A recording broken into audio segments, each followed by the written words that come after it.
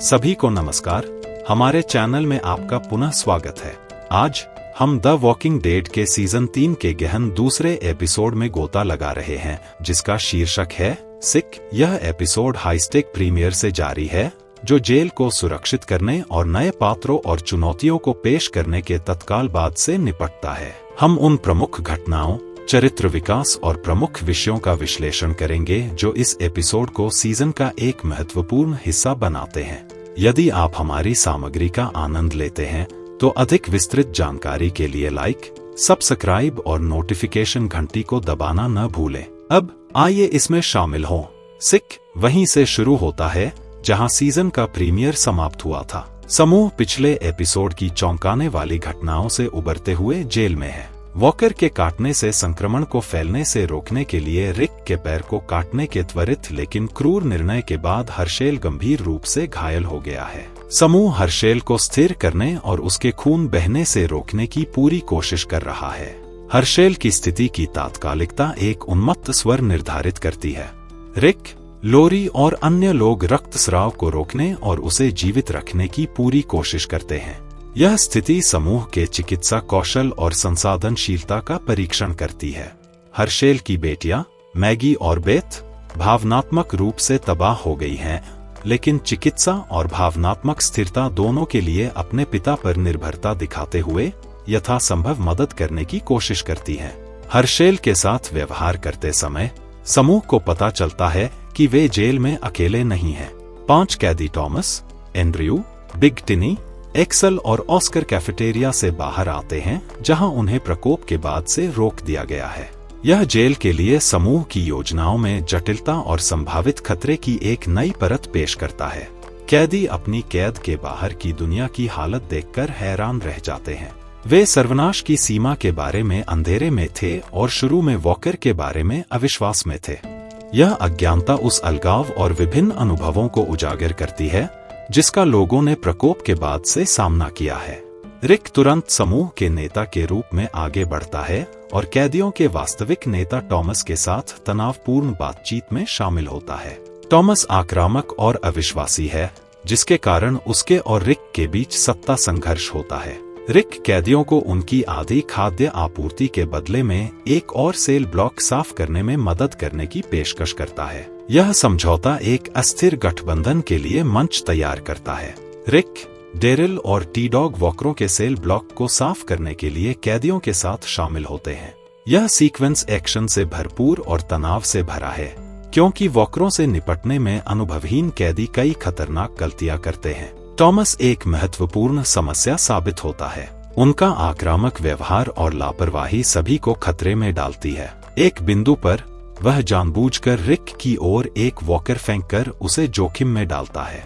आक्रामकता के इस कृत्य से यह स्पष्ट हो जाता है कि टॉमस पर भरोसा नहीं किया जा सकता। इस क्षण में रिक के नेतृत्व और नैतिक दिशा निर्देश का परीक्षण किया जाता है। वह जानता है कि टॉमस एक खतरा है जो पूरे समूह की सुरक्षा को खतरे में डाल सकता है। जब टॉमस एक और धमकी भरा कदम उठाता है तो रिक नहीं हिचकिचाता। वह टॉमस के सिर पर छुरी से वार कर उसे मार डालता है। यह क्रूर लेकिन आवश्यक कार्रवाई रिक की अपने समूह की रक्षा के लिए कुछ भी करने की इच्छा को स्थापित करती है। टॉमस की मौत के बाद बाकी कैदी सदमे और डर में डूब गए हैं। एंड्रयू, कैदियों में से एक, जवाबी कार्रवाई करने की कोशिश करता है, लेकिन रिक उस पर हावी हो जाता है, जो उसे वॉकर के साथ बाहर बंद कर देता है, प्रभावी रूप से उसे मौत की सजा देता है। रिक, डेरिल और टी-डॉग सेल ब्लॉक को सुरक्षित करने के लिए एक्सल और ऑस्कर के साथ काम करना जारी रखते हैं। टॉमस और एंड्रयू के विपरीत, एक्सल और ऑस्कर अधिक सहयोगी हैं और शांतिपूर्वक एकीकृत होने की इच्छा दिखाते हैं। इस घटनाक्रम से पता चलता है कि सभी कैदी खतरे में नहीं हैं और गठबंधन अभी भी बनाया जा सकता है। सुरक्षित सेल ब्लॉक में वापस, समूह उत्सुकता से हर्शेल की स्थिति पर नजर रखता है। मैगी और बेथ सबसे खराब स्थिति के लिए तैयारी करते हैं। उन्हें डर है कि वे अपने पिता को खो सकते हैं। कैरोल, लोरी का समर्थन करने के लिए आगे बढ़ते हुए, लोरी के आसन्न बच्चे के जन्म की तैयारी के लिए एक वॉकर शव पर सी सेक्शन का अभ्यास करती है, जो उन गंभीर परिस्थितियों को रेखांकित करता है जिनका वे सामना करते हैं। इस प्रकरण में लोरी और रिक का रिश्ता और तनावपूर्ण हो गया है। लोरी अपने पिछले निर्णयों पर अपना डर और अपराध व्यक्त करते हुए रिक तक पहुंचने की कोशिश करती है, लेकिन रिक भावनात्मक रूप से दूर है।